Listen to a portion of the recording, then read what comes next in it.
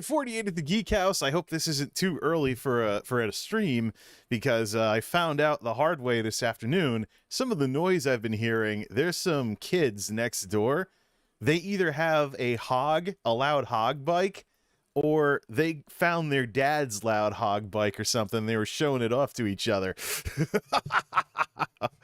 It rattled the whole house, and I'm like, is that the trucker dude? Because I know he has a bike. I'm like, no, it's coming from over the fence. The kids next door have an even louder motorcycle, so there might be a little K-Kona hillbilly rivalry in this neighborhood as to who can have the loudest bikes or diesel trucks with whistling turbos.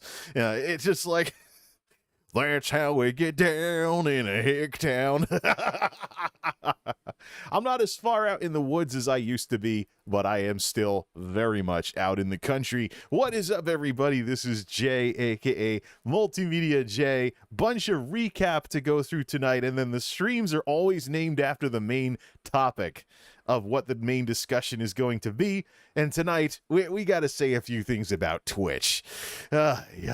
Twitch has been rolling eyebrows once again. I know I keep an eye on this multimedia meta stuff, but one of the key reasons why I do so is to keep an eye on Twitch to figure out if do I want to do anything on the platform anymore, or do I just want to stick to YouTube and Twitch's other alternatives, maybe even check out Facebook at some point. But I know Facebook has a couple of problems, so it's just a couple of design and some other issues going on. And TikTok in particular is a platform I am going to stay away from. TikTok is going through that phase like what Facebook went through a year or two ago and what YouTube went through many years ago, where they're trying to roll out technology to help moderate the platform, but it keeps screwing up. The big news this week, keep the drinks cold and handy. The big news this week was Just a Minx, who's been perma-banned off of TikTok 3 times in the past month. All 3 times she's reached out to them like, oh, sorry, yeah, it wasn't that bad. So what the TikTok folks need to realize is that Western audiences, Western folks like myself, are very suspicious of TikTok. I know it's popular with the kids and stuff, but the truth of the matter is that platforms that people aren't wondering are being, people aren't wondering about their involvement with China's government and stuff like that, because TikTok is the international version of the Chinese service Douyin. People are a little kids may like it, but there's grown-ups and other folks and maybe some parents out there that are nervous about TikTok.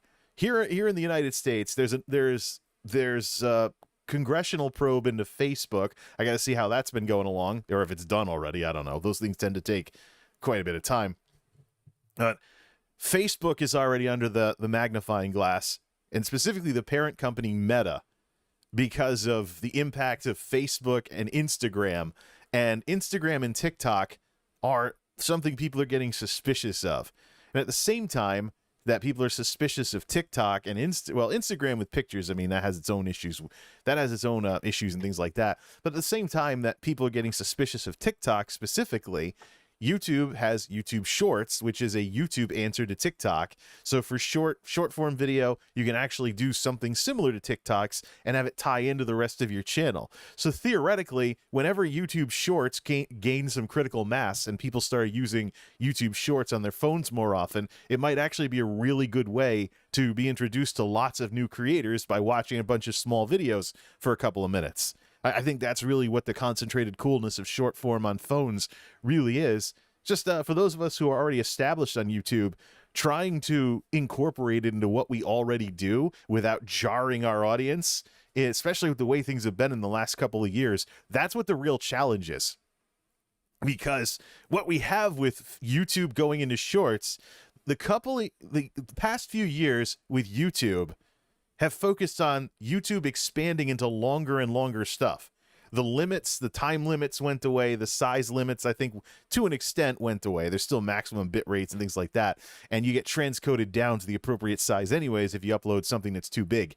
But the days of 10-minute videos or 15-minute videos only are gone. So people, that's where we have this category like video essays, where people make these huge 2-hour documentaries that get a whole bunch of watch time and stuff on YouTube. And of course, YouTube has been making things more friendly with live streaming being longer, but also really long videos, which is why for the wacky world of MultimediaJay, now that I have longer, more in-depth, computer tinkering and stuff like that, I've been putting in program guides. I'm already used to doing that thanks to the streams. Positive impact of the streams on the channel, by the way. I'm already used to doing that because that's what I've been doing with the streams, because there's evidence out there that metadata in the chapters is being incorporated into search results and things like that. At minimum, somebody could search on my channel for something and get results from the metadata in the chapters because it's part of the description when you type them in. But I think, the more general YouTube search engine, the folks at YouTube are working on something along those lines, because, if you have all of this new stuff, if you have people making movies, essentially, or even movie rentals, or you have people making video essays or streaming for hours on end, or how about the Twitch VOD barfers, where they're just sending their VODs carte blanche over to YouTube from Twitch. How do you make them into something where people aren't just seeing, 6 hours, what the heck is this? And they can't even arrow around or click around and try to find something interesting. So you want to make some chapters, in order to take the time to make some chapters so people get a glance of what's in the stream and then click on chapters instead of clicking on videos. That the whole VOD culture that exists on YouTube now because of Twitch DMCA Mageddon and the ongoing problems on Twitch with mid-rolls is going to be something worth watching in the next couple of years, because I really think Twitch, that's one of the reasons why we're here to talk about this today.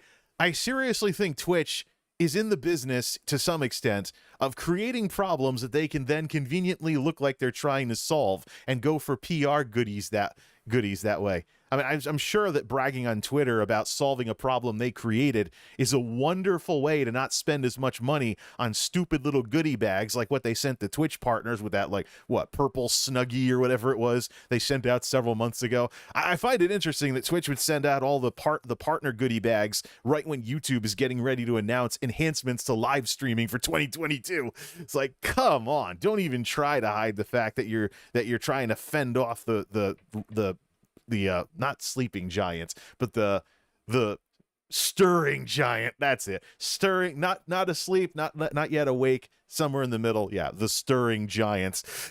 It's not like that. Twitch should really start learning some lessons. Maybe. No. I shouldn't even say this. Twitch should start learning a few things from Daily Motion. Although Daily Motion's not a very good role model, that they went full-on commercial, walled off UGC, and what are they now? I'm curious what the traffic is over to Daily Motion. Last time I checked, the traffic to Daily Motion was down around Twitch's level, and they're a video site. So it's too much. You can't make these things commercial only. Individuals need to matter, and that's a hard lesson that YouTube might have to learn as well, especially if Facebook gets their stuff together and makes an internal competitor to YouTube with Facebook Video, Facebook Live, and Facebook Gaming. How many times have we been saying that stuff? The bottom line is these companies move at a glacial pace. So something that I talk about might happen next week, might happen years from now. You never know. Wow, why am I so... allergies, that's why. What's the humidity? 45% and rising, 72 degrees and rising because it's mild here. That's why I'm doing the stream in the evening. Then I'm going to do I'm going to catch up on laundry tonight from the furlough and stuff, so we'll get caught up on all that while it's nice and mild out and it's not 20 degrees, and hopefully I'm trying not to nearly kill the car again like I almost did today. Thank goodness. Yeah, let's keep the recap going. Thank freaking goodness I forgot about that back appointment, because I almost killed the car from it sitting too long. Oh man, I know today's cars are computers on wheels, so they're running electronics even when you're not driving them. So some of the more sophisticated ones these days can go dead in 2 weeks without driving them. Go out, then it started, but it struggled so much that everything browned out. the instrument cluster had a hard time booting and everything reset to default. Lucky I didn't have to type the clock date and time back. Actually, I think the clock is wrong. I think I got to go fix it. But oops. And I'm over here like, how on earth does this thing nearly go dead from sitting for a week when I've been taking it out every week for groceries? I did this with the 2020 ones that lasted like the 2020 lockdown furloughs with stimulus unemployment for 2 months. I'm like, why is it struggling after only 3 weeks? And I'm thinking, oh, that's right. I've been going to Walmart for groceries instead of Aldi. Local thing here. The Walmart is a bit more local than the Aldi is around here. Typical, because Walmart tries to be on nearly every freaking exit on the interstate around these parts. And in some places, like some more built-up areas, you might have 2 or 3 super Walmarts to a single town. But so to get to the crappy redneck Walmart, that's another story. To get to the Walmart is, I can just roll along on back roads, don't even have to go very fast. I can practically coast there. But to go to Aldi, I have to get on the highway and actually warm the darn thing up to temperature. So I had a little taste of retirement here, because this is a car problem that happens to retired people, where they're only going out grocery shopping because they're not working anymore. And they don't drive the car long enough. They don't run the car enough for the battery to stay charged. So even though they're driving it to go get groceries and stuff, the thing still dies and they have to jump it. So I think my folks probably would be dealing with more of this if they weren't so far out in the woods. You basically have to drive at least 15 minutes to get to a convenience store with those folks. So they're probably, if they're going out once a week for groceries, as long as they find reasons to drive the other cars or something like that, they're probably not having these problems as much. But myself, in the situation that I'm in, I guess I'm more prone to it. The other thing too is the battery's going, this June, the battery is going to be 4 years old, and that thing is from 2018. Batteries are made to last 6 years. I figure New England weather probably shaves at least a year off of that. So after 3 years is when you might have more problems getting things started in the wintertime. But it's just like, what the? Almost had to cancel the appointment because of it. Went down to the mechanic to make sure it wasn't the alternator or the battery dying. Brought the jump box just in case, because if your battery goes completely dead, the spark plugs on a gas car don't keep running, doesn't have enough volts to power the ECU. Most of the strain is when you're starting it, but if it's dead and it's on its way out for good, or it's discharging, everything will eventually shut off and you'll roll to a stop when there isn't enough voltage left to keep the spark plugs going or the computer going. So it's just the screwball things with modern cars these days, I tell you. Oh man, oh man, oh man. So I'm looking for excuses to run the car a little more, even though the gas prices are going back down. I think I've been turtling a little too much. It was $4.50 a gallon for regular when I actually filled the thing up. So I was like, it's going to hit $5 a gallon. No, everybody's intervening and everything. The market's kind of adjusting a little bit with everything not being as wild as people thought it would be. And President Biden's now doing a little something with with barrels of oil from the Strategic Petroleum Reserve. And also the state of Connecticut is suspending the gas tax for a couple of months as well to try and, well, the thing is, I think the bigger issue is just wage stagnation and whatnot. Because if you factor in, even with the raises and stuff that have been going on because of the pandemic and all the problems with it not being the Great Recession anymore, and places actually having to hustle to acquire and retain talent, the competition that exists in a normal market. I understand there's that CEO out there is hoping he can lower wages because of some stuff going on, but that's another story altogether. But the thing is, with everything that's going on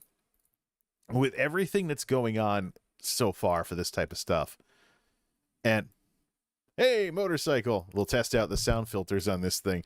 6:02, people are going out. I don't know why they'd be going out for an evening drive unless they're trying to not put wear and tear on a car, because it's rainy and soppy out. It's totally April weather, even though it's March 31st. So it's pathetic. So anyways, the thing is, with all this other stuff, it's more a matter of like wage stagnation and stuff, because if you factor in the inflation, we dealt with $4 a gallon gas back in 2008, as I was talking about last night in the stream that is under embargo now. So $4 gallon gas in 2008 is equivalent to almost $6 gallon gas today or something like that. Put in 3%, just do 3% inflation. let's just run that number with 3% inflation here. Calculator. It pops on the screen, right? Okay, cool. So let's see. 0.03 times, make sure it goes through. No, how many years has it been? 2022 minus 2008, 14 years times 0.03 at 3% inflation. So 0.42 times 4. Fat finger and things, baby. What? Oh, no. 4 divided by 4.2. No. 0.0. Oh, no. Wrong numbers. So 2022 minus 2008. That's why I do these things in spreadsheets these days, so I can put out all the steps and just calculate it out that way. 14 years of inflation at 0.03 is about 0.42 plus 1. This multiplied by $4 a gallon. So $5.68 a gallon. The $4 a gallon gas of 2008 is the equivalent of $5.68 a gallon nowadays. And so at 3% inflation a year, I can look up what the real inflation is, and I think we might have been a little ahead of that. So actually there's websites that do that. $4 in 2008 is worth what today?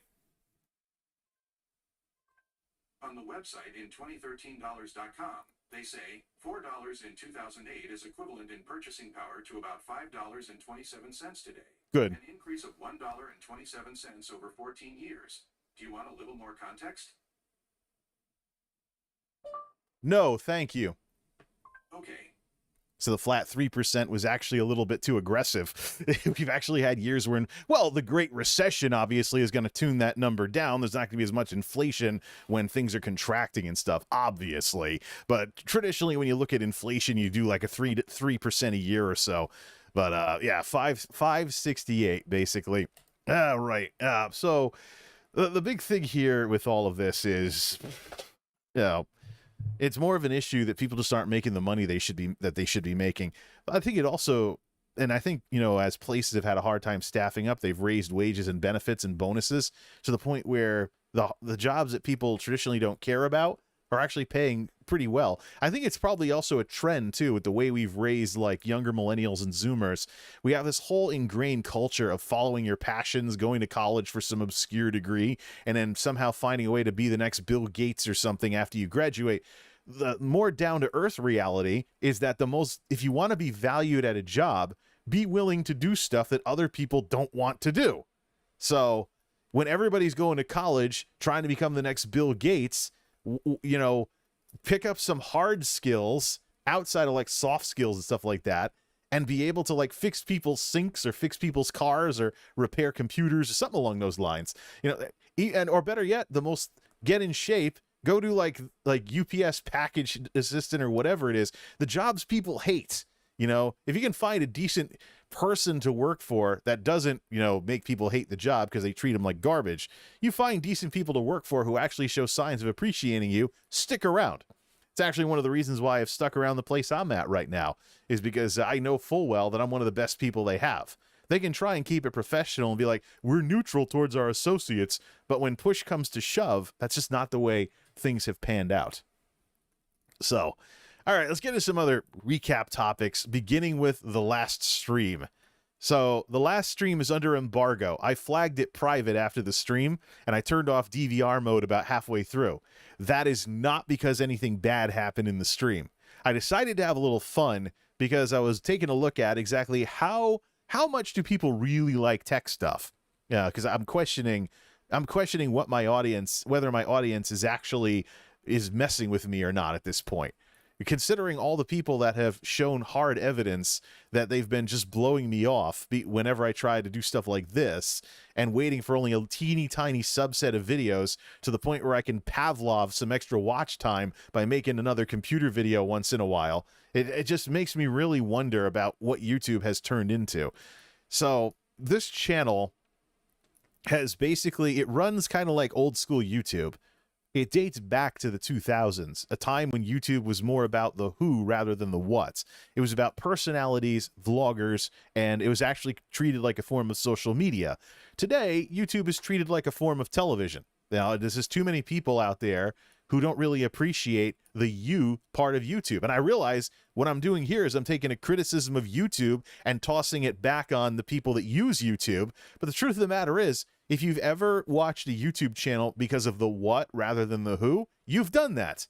And there's plenty of content out there. There's plenty of brand channels and series channels out there of someone like doing like alternate history hub or company man or retail archaeology or something like that. Even if they get kind of vloggy and there's an element of personality in them, you can tell from the way the videos are made that it's more about the subject matter than who specifically is involved. It's like watching a movie instead of like looking for another Steven Spielberg movie to watch or something like that. This kind of attitude drift on YouTube over the years is people like to say that YouTube going corporate is the problem. The reason why YouTube could go corporate, though, is because the demand was there. If the market demand was there for, TV and other stuff to be on YouTube and YouTube to transition away from being treated like a form of social media, then that's just the market. I mean, I can't say that television, people scream and complain because, oh, I got all this late night TV in my YouTube feed. Yeah, and you have television, you have late night with whoever. I don't really watch a lot of that, as you can tell. You have like the Tonight Show in your YouTube feed, like YouTube's pushing it on you. Yeah, okay. So there's television clips on YouTube. Guess what one of the problems was before the Viacom lawsuit? Television clips on YouTube. People putting Family Guy clips up. So fundamentally, I talk about behavior and interacting with one another and thinking about what we do when we talk about supporting creators and whatnot. This is exactly the reason why, because YouTube has changed from who to what, but we can't say that YouTube engineered all of this. People had to make the decision to want to do this. So that's just the thing here. So we have this other stuff going on here with YouTube and everything else. And fundamentally, it's a culture change. And I've very seriously thought about, taking a break on this channel and actually trying to build something. Build something that's more in line with the YouTube of today. Maybe like nostalgia or something like that. Some video essay. Take away the MultimediaJay stuff completely and just narrate something. Because in a day and age where people are buying professional grade cameras, video essays and animations are probably a better way to make something that looks better than anything I could get for a reasonable price, especially with electronic shortages. Something that could be generated via computers instead of having to mess with fancy cameras and equipment. So we got all this other stuff to think about with all of this. So the last stream is under embargo because it was a very special event. I wanted to reward the people that caught it live. There's 3 groups of people, unlike on Twitch, there's 3 groups of people that will watch your streams on YouTube. There's the group that's there when it's live. There's 4 groups. There's 4 groups of people there's actually 4 groups of people that will watch your streams on YouTube. First is the people that are live. These are the people that'll get involved in the chat. These are the people that you're familiar with, like it's a Twitch stream and something and stuff like that. Like Chris over here with the thing about, hey, do more enterprise tech, even though I'm not really in the enterprise. So other than my home network, I don't really have access to things like Cisco switches and stuff like that. No, and I'm not really going to build up. I could buy EOL stuff because I know companies get rid of EOL stuff for like overhead reasons and stuff. But what do I need a super fancy network for with enterprise grade equipment when I'm usually the only one using it? I'm not balancing traffic or packets or anything between multiple users. So it'd be fun to do some stuff with, but for the most part, one of the things with DDWRT and all this third-party firmware is it allows for more fancy features on consumer equipment because, well, stock firmware is usually dumbed down for some rando who doesn't know anything about technology, and even then, they probably can't figure half of it out anyways. But so there's 4 groups of people that watch your streams on YouTube. First is the live crowd. Second is the DVR crowd, because YouTube has DVR mode. These are some of the lurkers you might get who understand that DVR mode is a thing. So they're probably not going to talk in chat because they're not going to be current most of the time. They're going to show up, rewind the stream, and watch it and just take it in. And then if you don't do what I did and turn it private, it won't get cut off on them, which, sorry for anybody who was doing that last night. Group number 3 is the notifications group. They're not going to be there when it's live because of scheduling or other stuff like that. But if they have the notifications turned on with the bell, they're going to get the notification for the stream and access it after the fact and watch it afterwards, watch the replay afterwards if they do that kind of thing. There's one idiot who is subscribed to me who is disliking all my streams who I know is in this crowd because I've seen dislikes pop up when something was unlisted. So I know that crap's going on. But there probably are some other people too. They're on a different schedule. They'll catch the stream after the fact. They'll just catch the stream after the fact, and they'll just use the notification to get to it before it goes public. And then group number 4, you make the replay public, which you should do on YouTube, by the way. There's a whole other ecosystem for watching streams after the fact that's been slowly building up since Twitch DMCA Mageddon became a thing. But so at some point, the algorithms are actually going to start having, probably won't be the biggest thing on the platform, but at some point, the algorithms are actually going to start having like stream replays and stuff be a little more robust than what we see today. It's just a matter of when it happens. So what I decided to do was make things super special for the people in the first group, the people that were watching live, having fun. It was like a little event and stuff like that. And it's called The Checkered History of the E-Machine. What I did for that was I basically went all Orson Welles-ish. So I was refreshing my memory on what had gone on with that darn thing, with that computer. The problems my dad had that I vaguely remembered from almost 15 years ago. Stuff like that. So the problems my dad had, is that a motorcycle or is the guy with the 28 hertz bass going out? Yeah, here we go again. Yep, the kids are playing with it. Is he going to go anywhere this time? I don't know. Let me see through the meters if it's making it into the show. Somebody has the kids next door were playing with a boom bike. You might hear bits and pieces of it breaking through the filter. I don't know. So the big thing here with this is it was a very special event. Is an incredibly special event. So I wanted to have a recognition for the people that had been there when it was live. So I decided to turn off DVR mode and then take the stream completely private after it was done. So the way it's going to work is, after this, I'm going to start going through, set up the clickable program guide and everything. And then we'll make it pop back up for people that want to catch up on it. But for the people that made it out to that thing, I just wanted to say, I just want to say big thumbs up to them for that. Plus, I also did a little something where basically it was something very different from what I normally do. So I've been refreshing my memory on the whole thing with what we went through, what my dad and I went through with that computer. My dad may be like all baby boomer about YouTube stuff and Twitch stuff. And he may be like, well, yeah, that's kind of a generational thing that you millennials do. But he's not fooling me one bit. He does similar stuff to what I do. It's just not on social media. So whereas I go with the whole MultimediaJay thing and do videos and stuff and some streaming these days, and also blog entries, tweets, the whole 9 yards, he goes out, he calls himself the Meat Man because he was a meat cutter before he retired, and makes a little something called Meat Mail, which is an email opinion column newsletter type thingy that he sends out to family and friends every night. He doesn't go full on like something public facing or anything, but he definitely acts like some kind of opinion column editor. And a lot of what he talks about is kind of inside baseball for him, so it wouldn't be all that interesting to people that didn't know him anyways. But the bottom line is, conceptually, he's doing some of the same stuff that I'm doing, despite our generational differences. So he can't fool me one bit when he tries to turn this sort of stuff into a millennial thing, because it's absolutely not. It's totally not a millennial. It's absolutely not a millennial thing at all. He does a lot of very similar stuff. So what I did, I went through, because email just piles up and stuff. If you save it in an archive and stuff like that, you don't leave it on the servers. I went through and I have emails going all the way back to 2004. For whatever reason, doesn't take up too much space anyways. I just delete the spam every so often. But I kind of have an archive of the stuff that he's been talking about since 2004. And occasionally I surprise him by sending an old meat mail back to him, and he'll be like, "Oh yeah, I remember this." So I respond to it years later or something like, "Yeah, I'm catching up on my email. Here you go."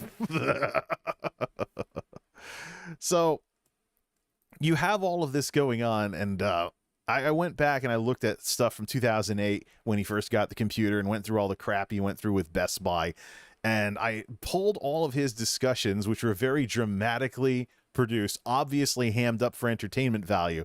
I took all the stuff that he talked about back then, I took all the names out, redacted the sensitive information, and turned it into essentially an Orson Welles style monologue, and very dramatically narrated it, not unlike the way I'm talking right now, but probably even more, hamming things up for entertainment value.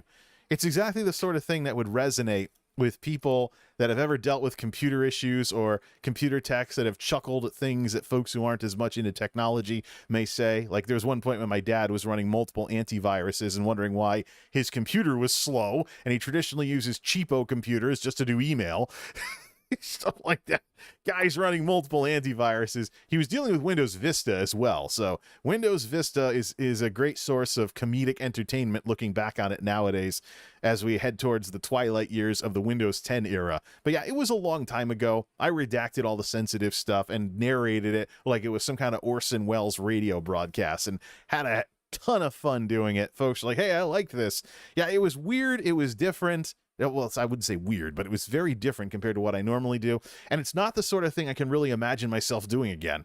It's just like, so it's kind of like a special event of sorts. So once it started occurring to me that that stream was turning into a special event, I was like, hold on a second. Well, let's do things a little differently with this. So the embargo period will be lifted when I put the clickable program guide together. But yeah, no DVRing, and there was no DVRing. And no notification stuff. If you went and you saw that it was, if you checked it after the fact with a notification and saw that it was private, that it's not because of anything you did. It's just because it was that interesting of an event. Definitely straying off the beaten path here. What the? Are those kids still playing with that thing? Yeah, there's somebody that's rattling the house. This one sounds more like a car, though. I know the house next door was up for sale, so maybe we got some motorheads moving in next door, which will be my latest reason to stream at night. So, all right, let's see here. If I have to go to a BRB, I'm going to give him a piece of my mind. We'll give it a few more minutes. Let's proceed to some more. Yeah, no, it's not making it through according to the drama. According to the levels filters. This is the reason why I stream at night, by the way. Okay, I hear a gas pedal. Oh, no, okay, there we go. So there were people there. What do we have in this neighborhood? We have two people with motorcycles. There's folks that fixed up a truck with a hole in the muffler. So there's a hillbilly truck going down the other end of the neighborhood. It's all kinds of just blast the country music and be done with it. Let's get to a little bit of recap here, and let's finish up the rest of these discussions. So yeah, after I get done with this, I'm going to do the laundry tonight. So after we get done with this discussion, we'll get to work on first we'll take care of the embargoed stream so folks can see it. It definitely fits into the whole, folks after the fact can see it. It fits into the whole situation with the E-Machine in its own special way. And then afterwards, what we will do, and then afterwards we'll take care of this stream and then get back to the videos. Looks like I'm going to have some more things to do during the day, so we don't almost kill the car's battery again sitting too long. I got to put it on the highway and something, also keep an eye on that stuff and keep an eye on those kinds of things. All right, are we done with all the stupid stuff in the neighborhood? Why can't you just drive a normal car that just turns on? Why does it always have to be this thing? There's actually some idiot with a system in their truck. They come in, they go down to 28 hertz, and they sit there running 28 hertz sine wave until car alarms start going off. It's what kind of people are moving in this year? Whatever. All right, let's get to some other recap topics. We'll need the browser for this because there's a bunch of things people have been talking about that I want to chime in on. Beginning with Will Smith.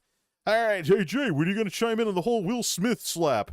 I'm like, well, first off, I think it should have been like a backhand or something. It would have been more of a meme if that was the case. I don't even know what this was that he did. It's like that's the kind of slap you get when your girlfriend like breaks up with you or something and they really hate you. Like, oh my goodness, you jerk! Like, what? You kidding me? Yeah, so there's been two things that have been going on with it, but I believe Will Smith shouldn't be the next Bill Cosby. I put this up here, little stirring the hornet's nest tweet. Not a thing I do very often these days, but everybody with the Will Smith thing has either been memeing the heck out of it, which is understandable, or they're having a huge argument about it. Like, was it the right thing to do? Was it the wrong thing to do? And they're talking about it like it's this pro-Smith, anti-Smith thing. Like, you know, you can't have like a third-party opinion, as if there can't be a both and in this case. Let me tell you a little something. You know, Will Smith, what he did was unprofessional, unprofessional. It wasn't the best thing for him. There were lots of other things as the media has dissected this. They've come up with other things. By the way, I locked the tweets. So I don't get some smart ass popping replies while I'm live. We'll unlock all of those afterwards. But here's the thing. What he did was unprofessional. It wasn't the right thing to do. If it wasn't to celebrities, he might be risking getting sued or something like that. And, you know, it was also not fair because where do you draw the line between something people are wondering is a publicity stunt and something that should get someone arrested for assault? Like, where do you draw the line with this kind of stuff? So I think, you know, fundamentally, celebrities need to realize that they're all business people. And part of one of the good things about business is being level-headed, keeping your head on straight and not letting yourself get thrown off by things like, say, a comedian who stepped a little too far, because it's really not all that good of a thing to joke about someone else's, you know, medical illness. The reason why I'm not entirely opposed to what Will Smith did is because there have been groups on Facebook that have been banned by Facebook because they were about making fun of people with cancer. I know that's totally a total jackass thing to do. You want to come across as a cold, pathetic little jackass, doesn't care about your fellow human beings. Yeah, start a Facebook group that's about making fun of people with cancer. And then bring in, you know, then actually watch people show up. So you know who the heartless dumbasses are that you shouldn't have anything to do with. So it is a gray area. But what Will Smith did was fundamentally not the right thing to do. There are probably a lot of better things he could have done. At the same time, though, I don't want him to be the new Bill Cosby. Number one, I think you could argue that what Bill Cosby did was worse. It was more of a pattern, and it was over a longer period of time instead of some one-off or something like that. But I think what's at the core of all this, there's a car. Yeehaw! Vroom. Maybe I'll hear a diesel truck with a whistling turbo sometime before the end of the stream. Whatever. So I think Bill Cosby, you know, what Bill Cosby did was pretty much more of a pattern of problems as opposed to this one-off incident like this. But I think what's at the core of all this is this idea that as a human being in our society, you're only as good as whatever got everybody to hate you, whatever got everyone to hate you. You know, you can spend years doing all kinds of good things for society and then have one incident and everybody hates you for the rest of your life because of it. I mean, some of the worst people in history, the bad things they did were a pattern. They were a consistent thing that lasted like months or years. But we've gotten so jumpy nowadays that we'll want someone's whole life to be destroyed over one specific thing. And we really need to rethink that, because at the very same time that we're having these huge arguments over Will Smith and Chris Rock, at the same time that we're doing this, we're also crying our eyes out about mental health. It's such a huge thing. We got to help mental health out. We have a mental health problem. People need to speak up about mental health and not be afraid to talk about their problems. Yeah, well, little wonder we have a mental health crisis in this country if you want to say we do. Little wonder that's the case when we have an environment that we are creating through the way people treat each other that basically means you're walking on eggshells your entire life. If you learn anything about stress and the psychology behind stress, first off, too much cortisol, the stress hormone, isn't good for you. Two, persistent, unending stress actually causes brain damage to the hippocampus. So it is literally possible to drive someone crazy if you're constantly emotionally messing with them. It's part of the physiology of how the brain works. So we need to take a good long look at how we handle stuff like this, and ask ourselves if we have an environment where people are walking on eggshells too much. But the thought did occur to me that Will Smith could be the new Bill Cosby, and that's why I came out and I said this. I think no. I mean, an incident at the Oscars or whatever it was, I don't watch celebrity crap too much, but an incident that goes viral like this should be a one-off unless it's a pattern. Simple as that. Because many of the worst people in history, they have a pattern of abusive behavior and stuff like that that we can talk about, and talk about, the ramifications of that kind of stuff. Let's see. Let's continue here. Next up, let's talk about the state of the pandemic. Next recap topic here. So recently I was talking about the CDC's guidance and how the new numbers are going to be problematic if BA2 starts spreading around a lot, because the new way of measuring things is based on hospital data. So the hospitals, who we know try to handle increased workloads, are going to throw off when things are officially considered a problem in the community versus community levels. There's a very important detail that I found on the CDC's website that I completely missed. And so I want to say that today. See, we used to have community levels. If you were substantial or higher, put your mask back on. And now today we have low, medium, and high, which factors in how your hospitals are doing in your local area as to whether you should put masks back on. The problem with that is, what if you have what if you're at higher risk of getting this thing or getting a breakthrough infection, but we're waiting for the hospitals to start having a problem before we start saying there is a problem. This, by the way, is not something new. For anybody who's paying attention to the ideas that are in play here, the big issue that I have with this is the attitude of the red states that we saw during Delta. Think about it this way. We're probably not going to need that for a while, and I don't need to be lit up by it either. Think about it this way.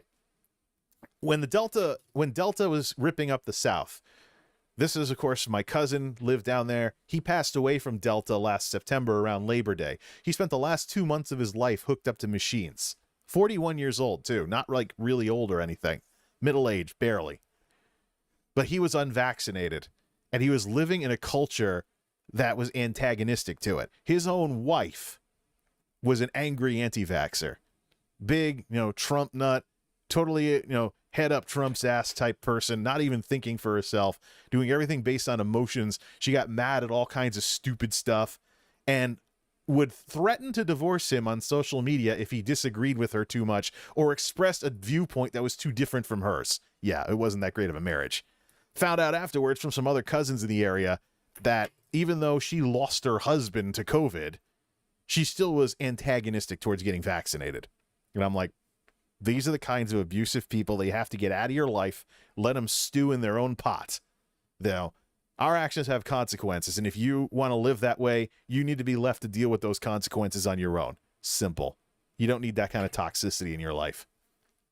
However, the culture that's part of the reason why he wasn't vaccinated and she was angry, would be angry if he did, was this whole idea where basically people downplayed the virus until it actually was a serious problem.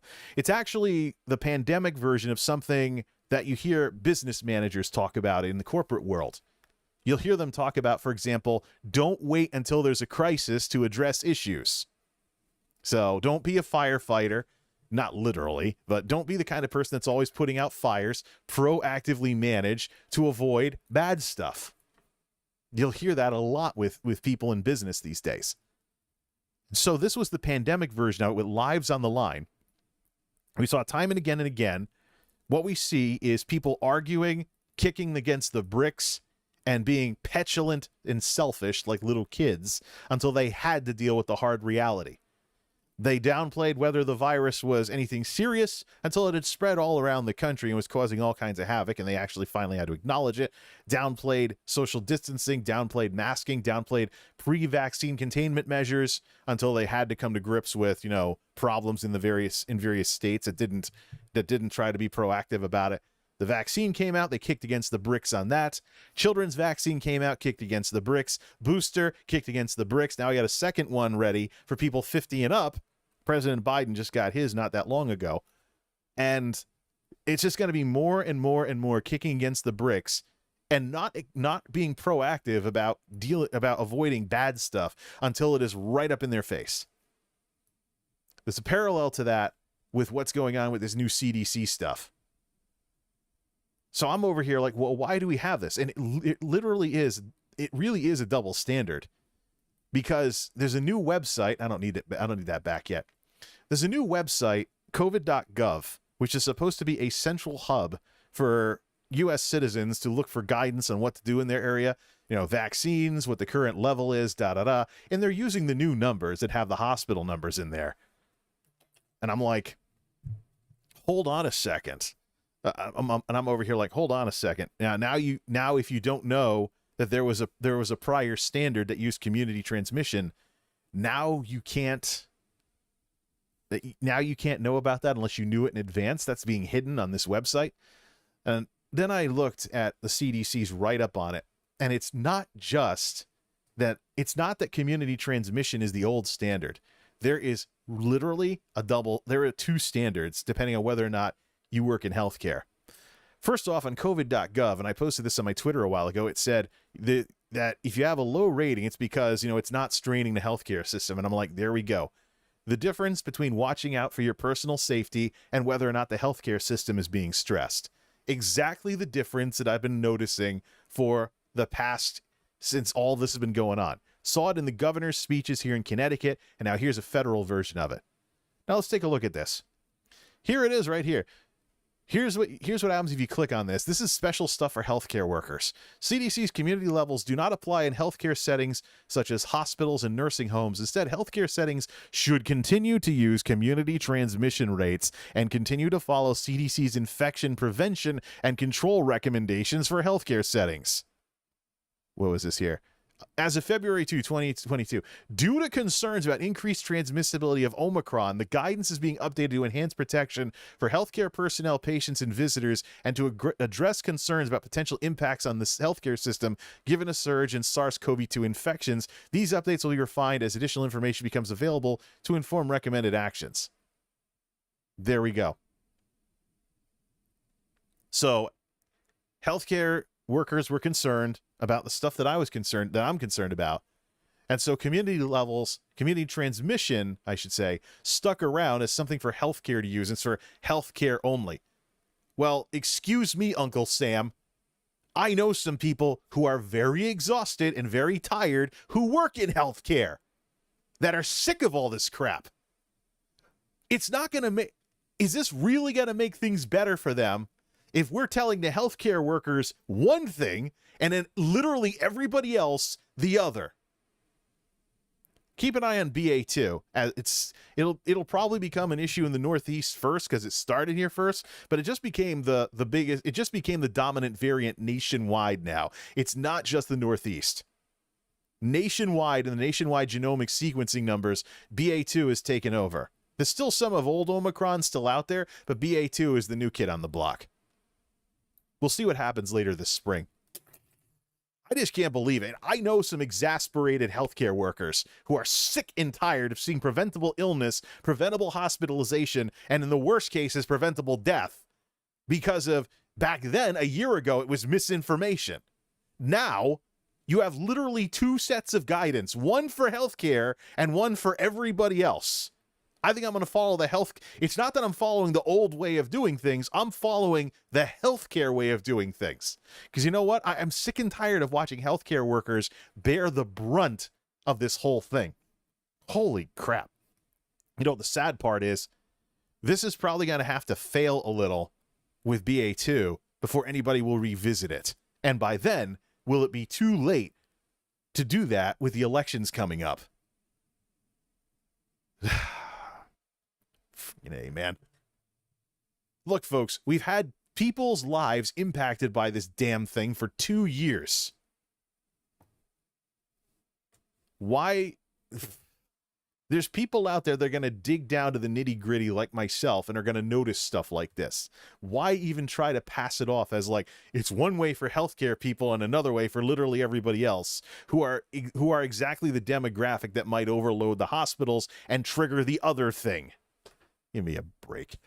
What did I have next in my tabs on here? Oh, okay. The next tabs are for this. What's this? It's the data tracker. Good. That's the end of that. Everything else is based on the main discussion. Good, because we're at nearly the hour mark. I hope I can not have a main discussion that's shorter than all the recap topics. But yeah, that pretty much wraps everything up. Let's all get up and stretch for a bit, run some, play some jazz music, and when we come back, let's get to the main discussion about Twitch. Bragging about problems that it creates. This is something that I've seen other organizations do, and it's stupid. Don't create problems that you can then brag about looking like you're trying to fix when you yourself are the reason why it happened in the first place. Let's stretch out a little here.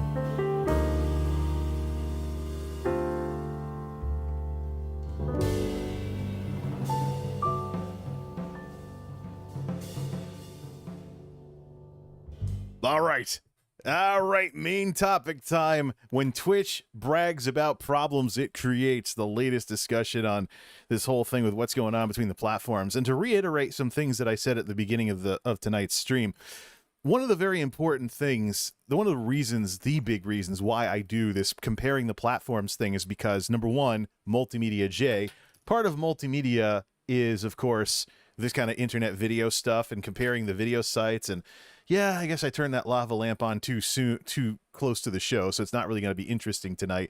It's going to look like slime from Ghostbusters or something. Oh, something's moving. That's cool.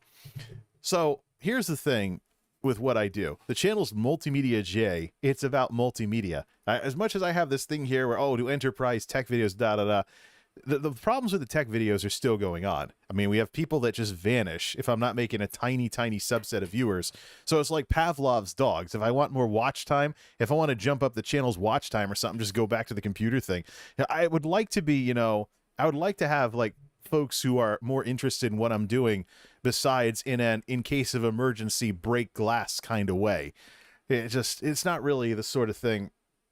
I should put stream messages on there too, by the way, in case the thing lags out. So I'll see something pop up on the screen.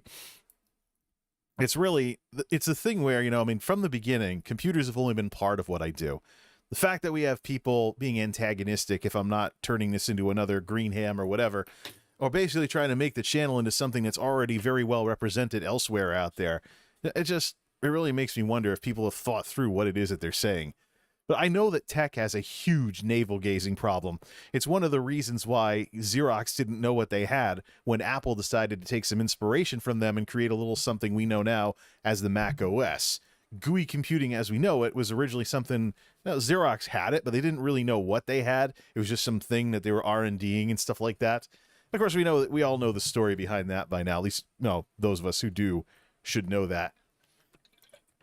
And so, for a while there, kind of just bumbled along on YouTube. Wacky World of MultimediaJay became what it is, largely by viral luck. But I'm not looking for luck. I'm looking for, to meet folks and just have a good time here.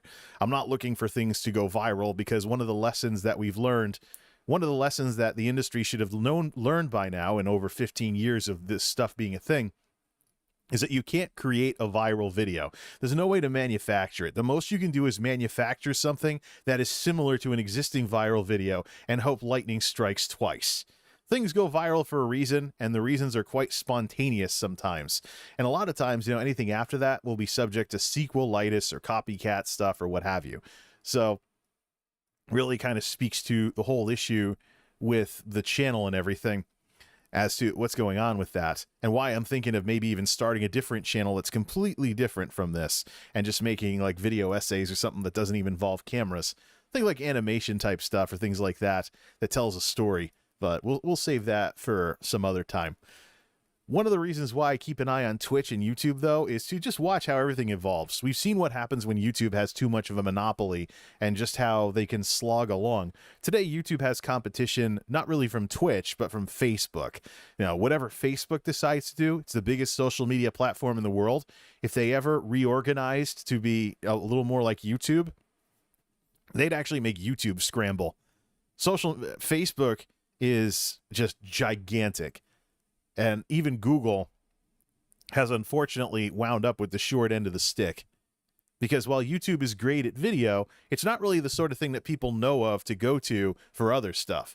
Look at the problem. Look at how, people look at the adoption of YouTube Music versus Spotify. Look at the adoption of YouTube Shorts versus TikTok. And even closer to home for a lot of us who don't have music or shorts on our channels, look at the community. Look at the community page. The community page is supposed to be something akin to like a Facebook feed where you can post updates and stuff, so you don't have to go out to Twitter to do it anymore or something like that. It's kind of crude, though. Even the photo support is rather primitive, so I can definitely say a Facebook that gets its ass in gear is going to relegate YouTube to a secondary platform.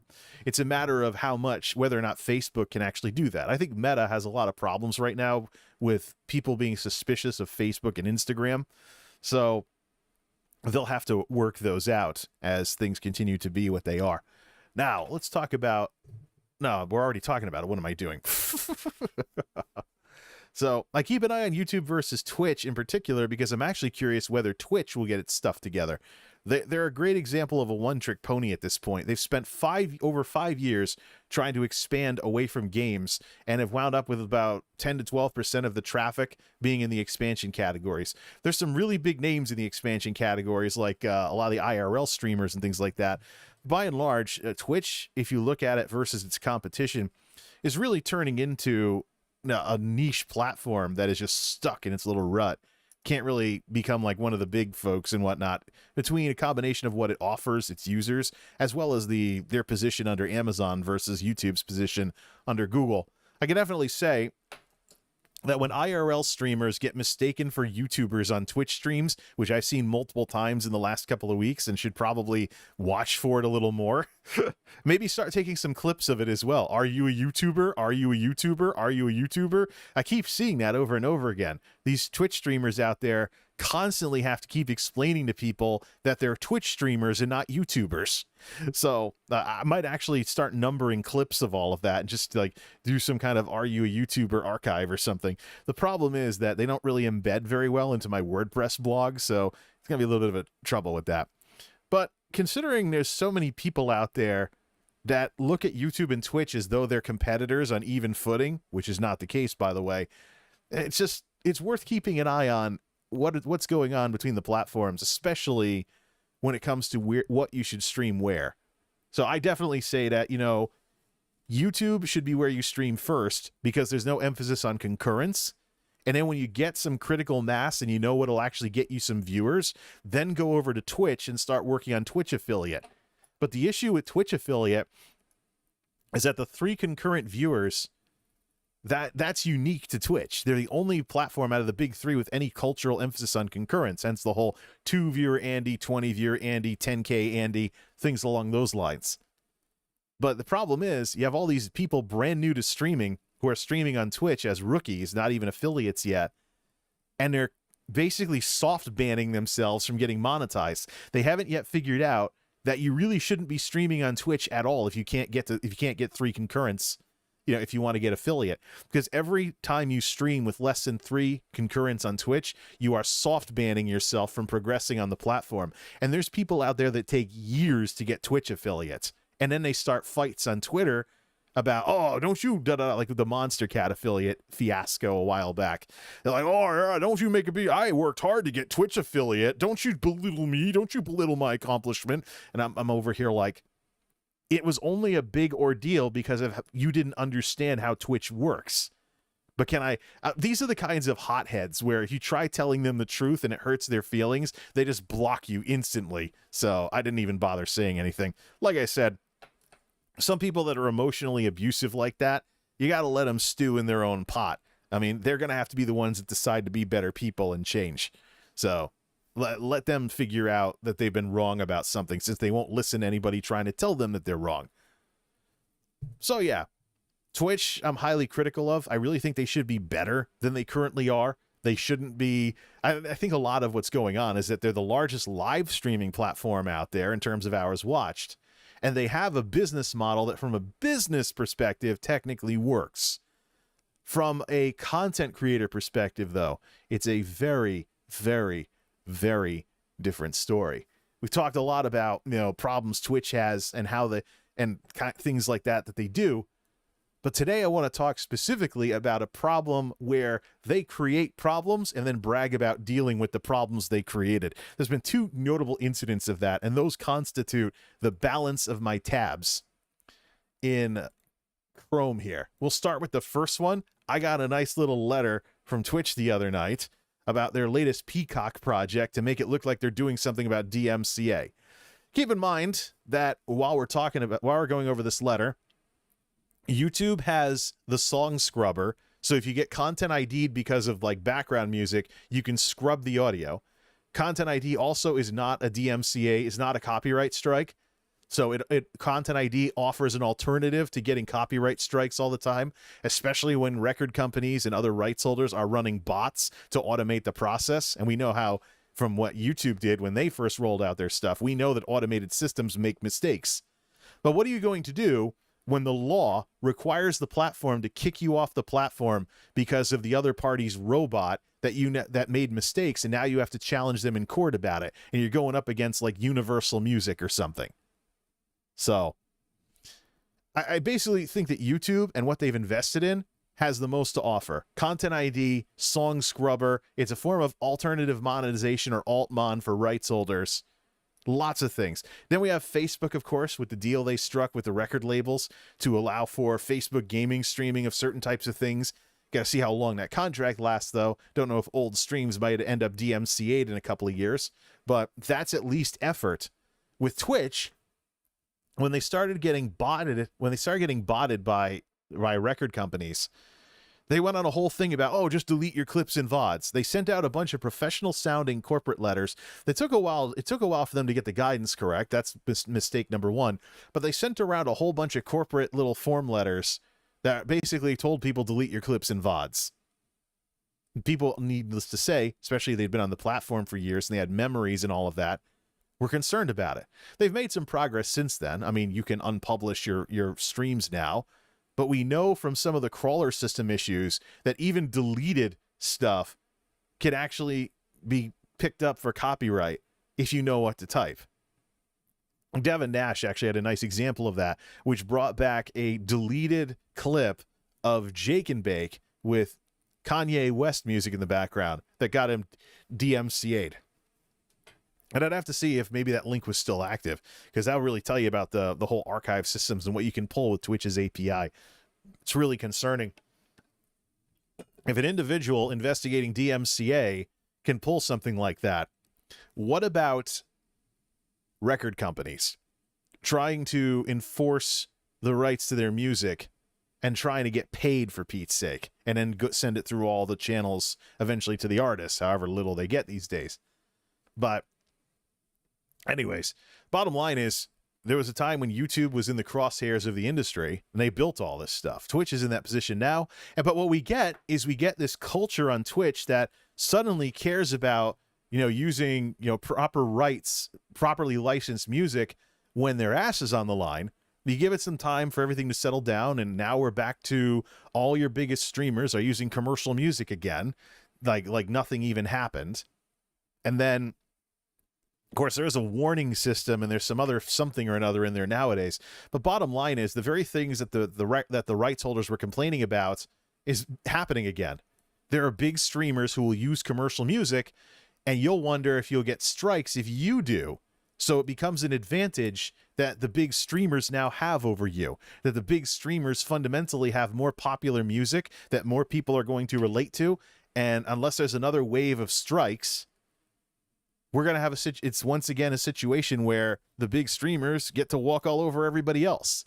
Again, with Twitch being kingmakers and just being way too top heavy as a platform, where there's way too much of an emphasis, far, far, far too much of an emphasis on who's the biggest. It's like a cool kids club. It's like a high school of sorts. All right, let's go over this letter. Keeping that in mind, I can't zoom this, so it's going to be a little bit fine print here. Oh, well, it's vertical, that's why. Oh, boy, oh, boy, oh, boy. Oops. I guess I'll have to read it for you folks then. Here's the letter that I got. If you're watching in 1080p, you might be able to make that out. But, or I could actually zoom it if I really wanted to. Or I could load it in React mode, one of those two. MultimediaJay, we're introducing new copyrighted audio warnings to give you greater awareness and control over the VODs you share. I saw this and I was like, oh, look, they're making progress on the whole problem with music on Twitch. But is it going to be a new feature to get excited about, or is it going to be just them trying to pursue feature parity with YouTube again? All right, what happens today? If our system detects copyrighted audio in your VODs or clips, it will automatically mute the VOD and delete any assorted clips on your channel. We do not automatically delete your VODs. This reduces the risk of a channel receiving a copyright strike, but doesn't give you information about the copyrighted audio or give you tools to automatically unpublish VODs by default until you can take action. So, this is the old system. There was a bit of a problem with the program wasn't picking up more than a certain percentage of the commercial music that was playing in the background. One of the reasons why Twitch DMCA Mageddon happened is because the record companies deployed crawler systems and robots that were more sensitive than what was muting the audio in people's streams. So fundamentally, it was kind of like a giant arm wrestling match. The record companies won, and they got a whole bunch of documentation and DMCA takedowns automated that the system that Twitch currently has missed. So, needless to say, not good enough. And this is one of the reasons why I support Content ID, even though I didn't really, like many YouTubers, I thought it was annoying when it first came out. But it represents an alternative to this, and another way for the record labels to get paid if this sort of stuff happens. Although I would love to see it, again, become proportional. So if you're doing a 6-hour stream, you walk into a store, and a pop music song is playing on the PA, that gets detected by Content ID for 3 minutes. Only 3 minutes of revenue goes to the record label as opposed to all 6 hours of your stream. So that's the sort of thing I think YouTube could work on. So here's what's changing. And tell me, this may sound more exciting than it actually is, especially when I put it in perspective. Now, when multiple instances of copyrighted audio are detected in your VODs and or clips, we will also send you a notification on Twitch, email you details about the copyrighted audio, including the name of the identified copyright material, link you to any VODs associated with that material. Furthermore, we'll update your stream settings to unpublish your VODs by default moving forward. Your unpublished VODs can be reviewed for either published or downloaded from the video producer page of your creator dashboard. Copyrighted audio warnings indicate that your content may contain unauthorized copyrighted material, which can put your channel at risk of receiving copyright strikes. These warnings can help you to make more informed decisions regarding what type of content to include in your channel moving forward, and are not copyright strikes. Although it's not recommended, you do have the option to toggle your VOD settings back on, and you can disable copyrighted audio warnings altogether in your stream settings. To learn more about copyright audio warnings, please visit our help center.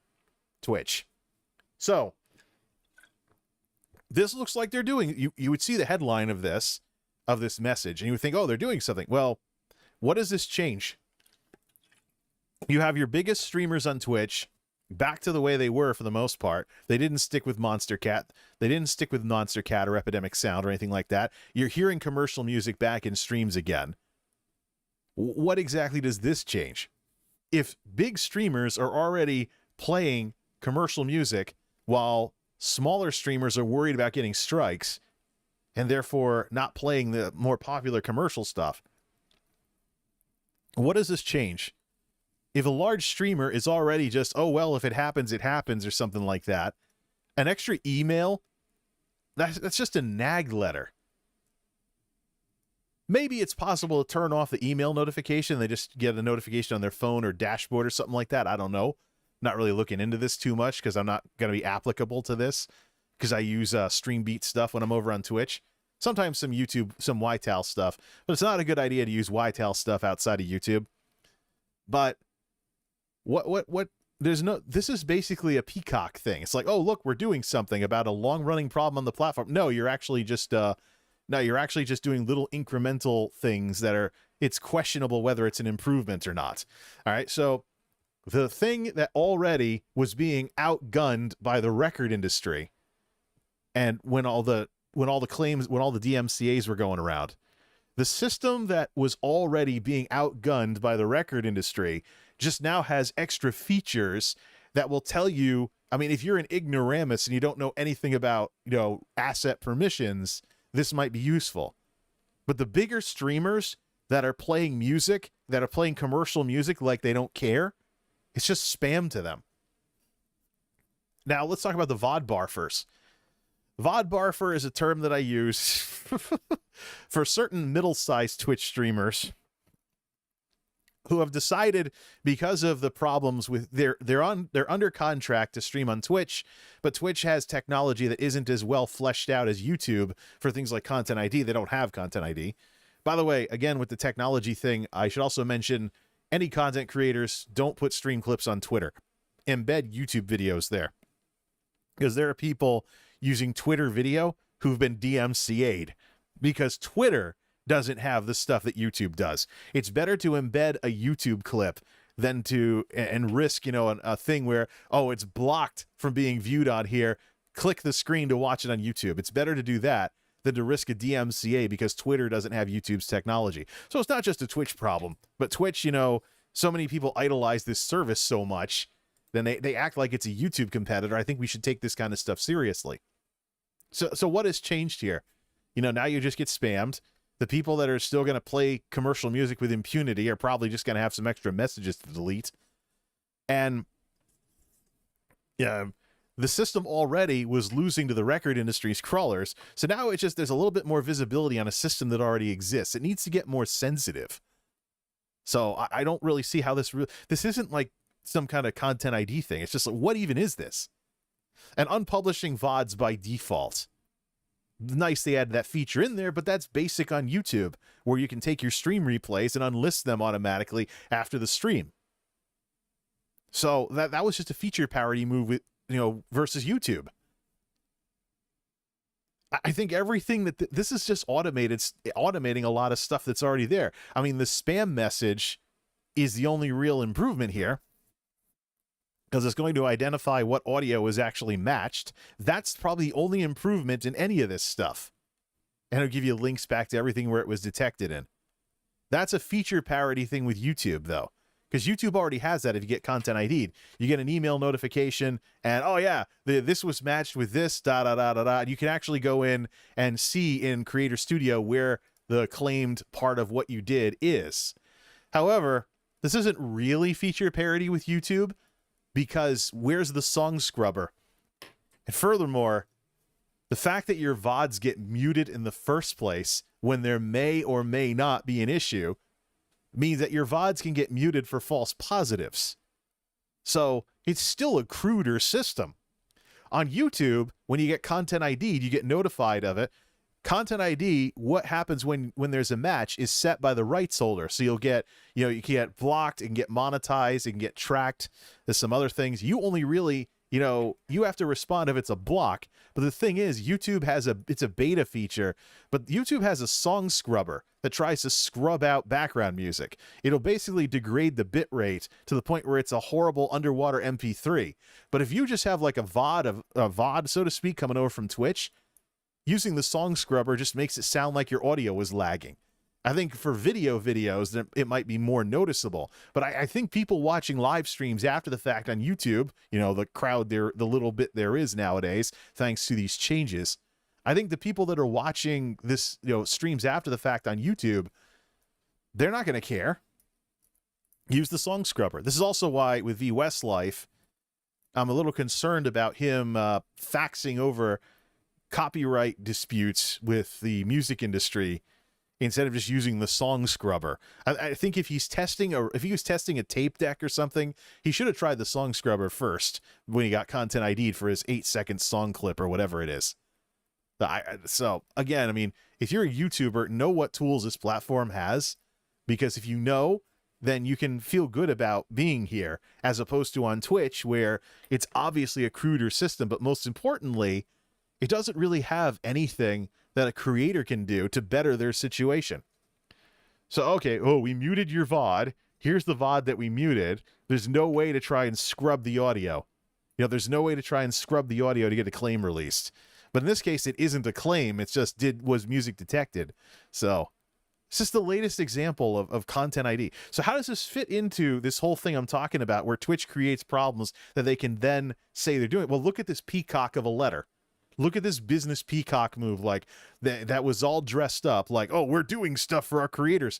When in reality, when we get into the nitty gritty, it's really not all that exciting. YouTube already has something that's better in nearly every circumstance of what's mentioned here. So the problem with DMCA on Twitch is because of the lack of investment in something like a content ID system. So because of that, the crawler systems that the industry was using to automate DMCA claims, those crawler systems won the arms race. Twitch is behind the 8 ball. And unless they actually catch up,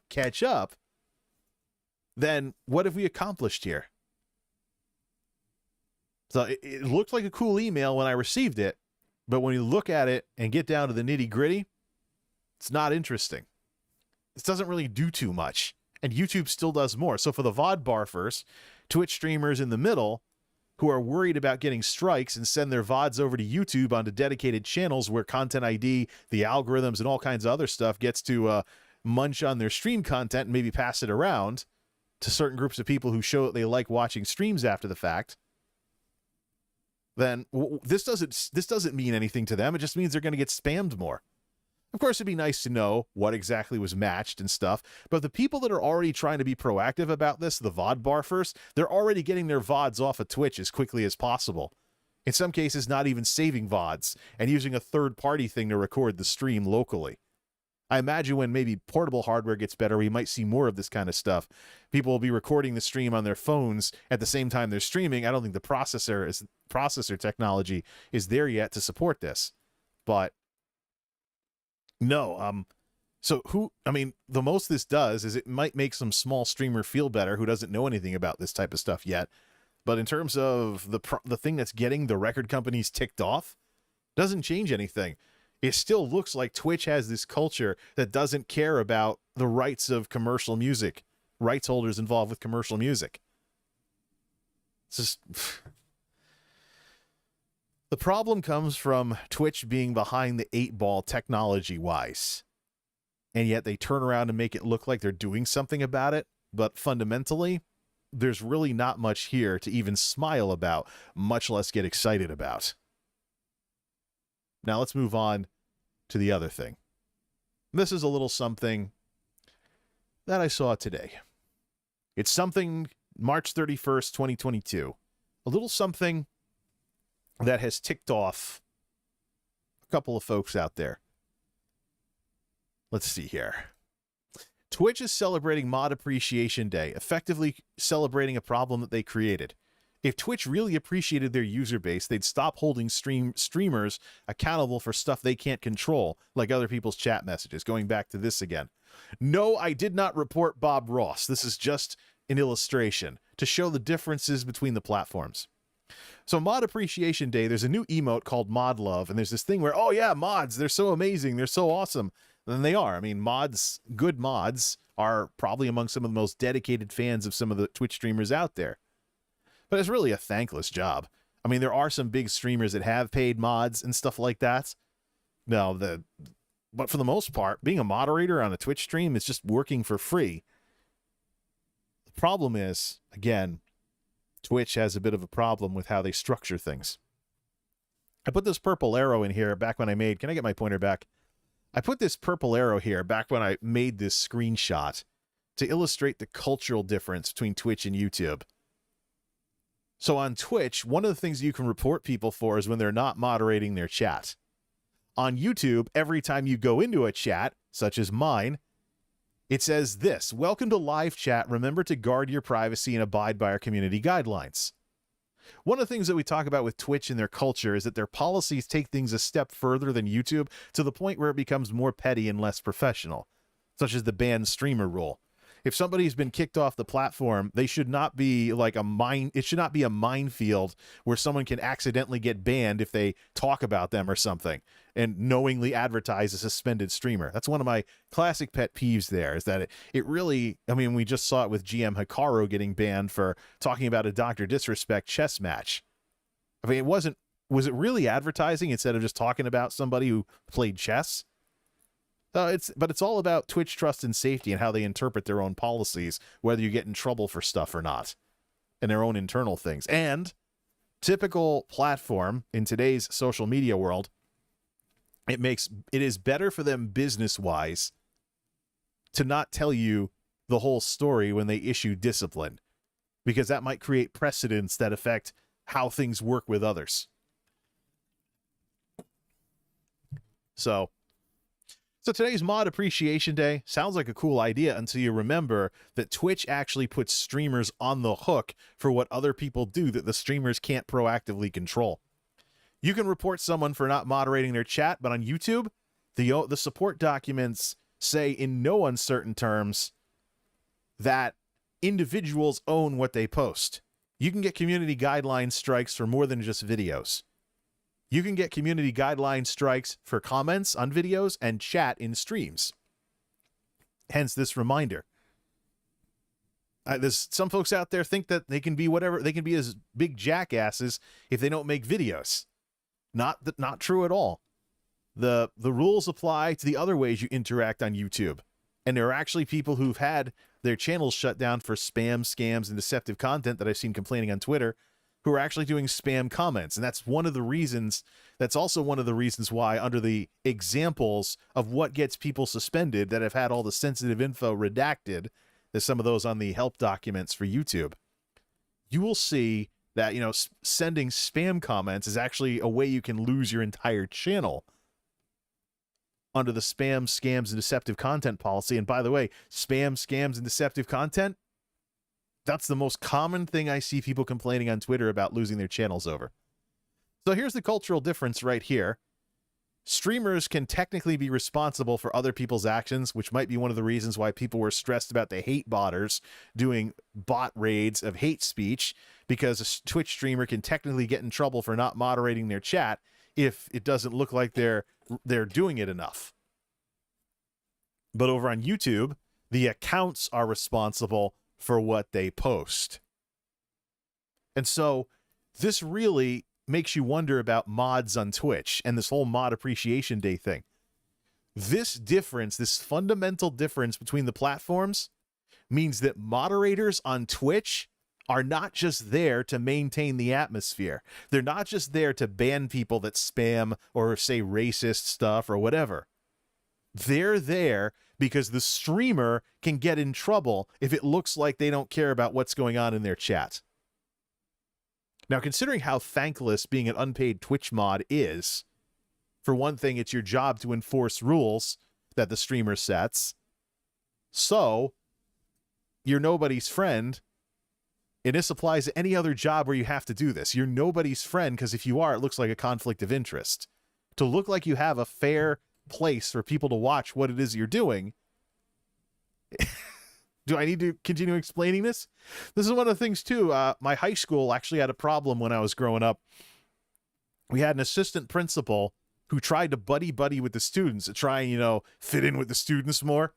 So here we were, a bunch of teenagers having lunch in the cafeteria, and a 45-year-old middle-aged fat guy in a dress shirt, suit, and tie would try to sit down and be cool with the students. That was weird. We knew it was weird. The teachers knew it was weird. He eventually got fired, not for anything related to that. He lost his cool with a student, and it was deemed to be a form of workplace violence.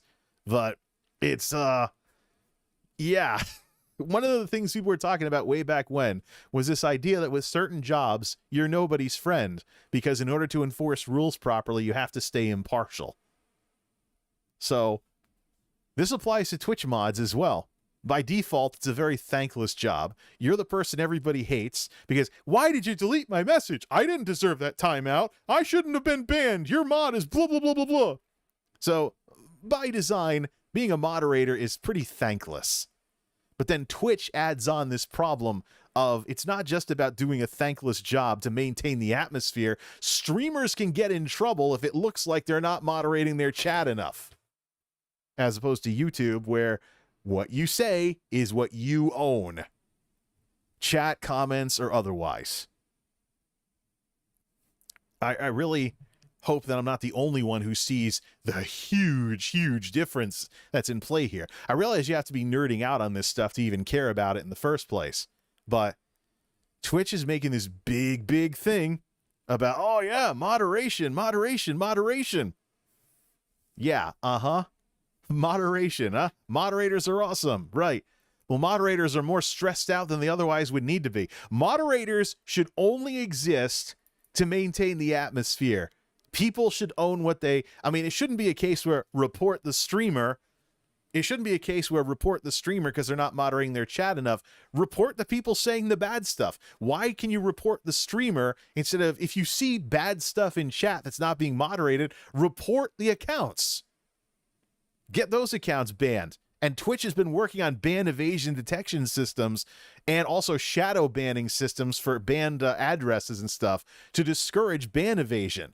So when we know that Twitch is more involved in technology on that side of things, why on earth would they keep this around? It should be an issue with the accounts spamming the bad stuff or saying the bad stuff, and it should be something between Twitch and the person owning the account. The streamer should not be part of it.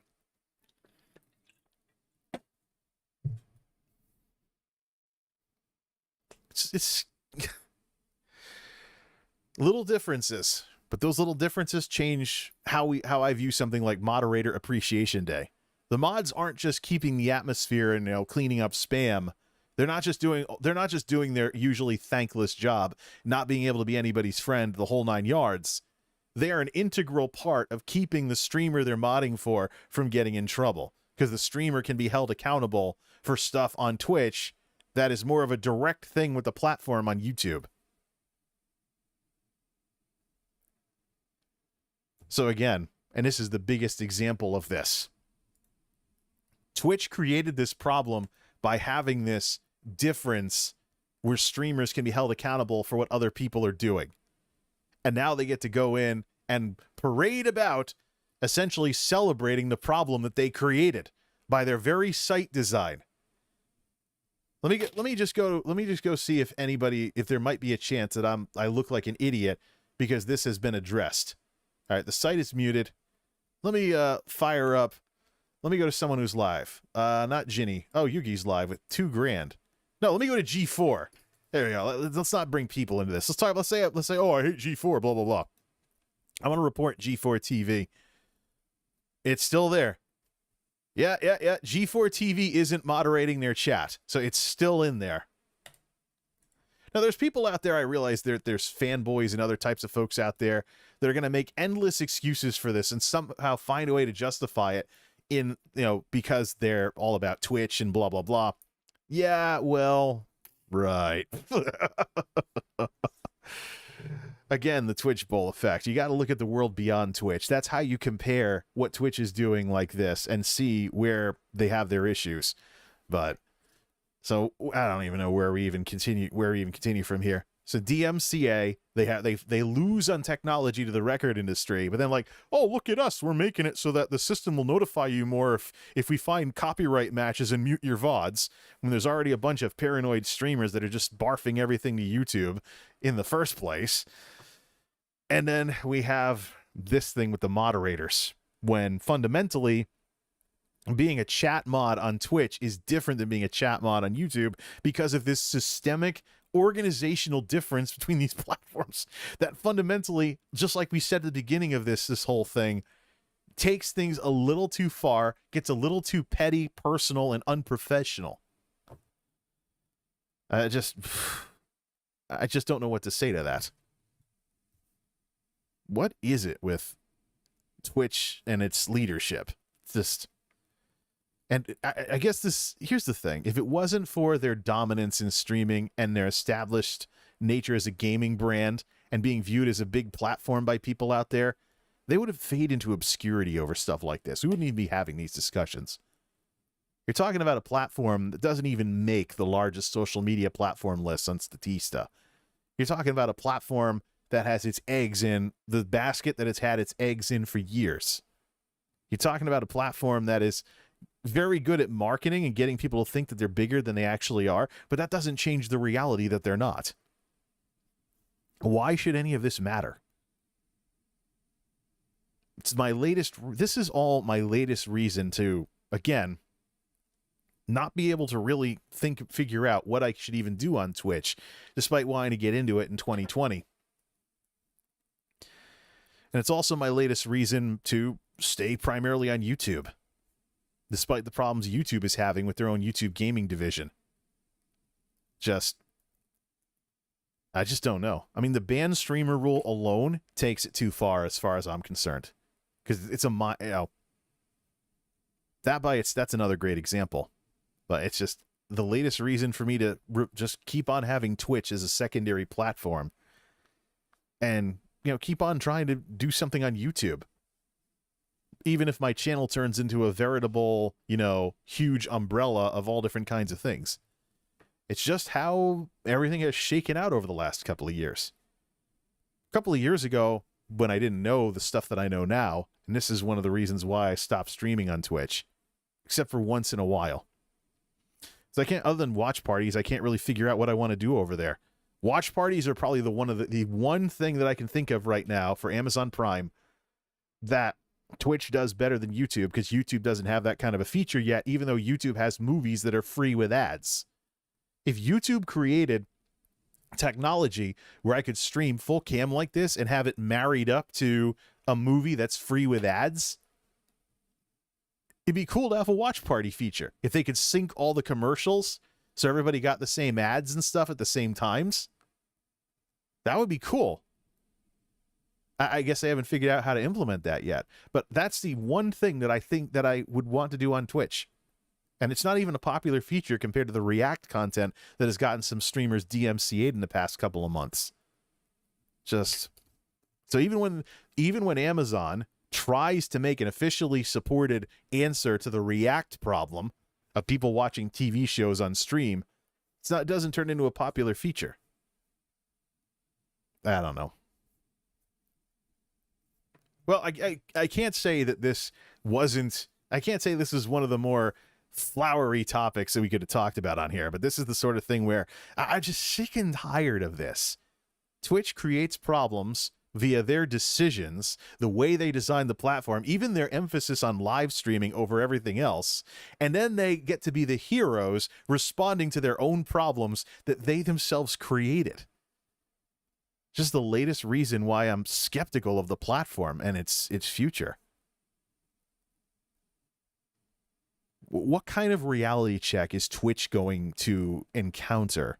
What is going to be served with, or what kind of reality rude awakening is Twitch in for when YouTube and Facebook become more more popular as omni-media platforms, especially as people figure out the problems with streaming grinding and try to do more of a mix of things like a lot of streamers I watch currently are doing. So many things. But if I stream every day talking about this, it's going to get boring really quickly. So, okay, I wasn't able to get an hour out of the main discussion, so we actually had more recap type stuff. Well, it's because we had multiple things to talk about.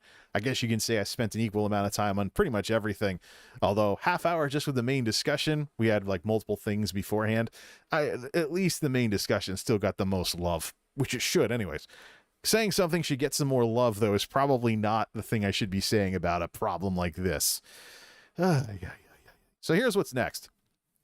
You can do the laundry tonight. It's nice and mild out. It's not super cold. While that's going on, we'll take care of the stream from last night, then this one, and then get back to the videos. This can take hours. Laundry can take hours at this place, so we'll get back to the videos because the parts that I'm waiting for are due in tomorrow. I just gotta do a better job of running the car while I'm doing these stupid, out of work for a while things. Till next time, this is MultimediaJay signing off. Thanks for stopping by.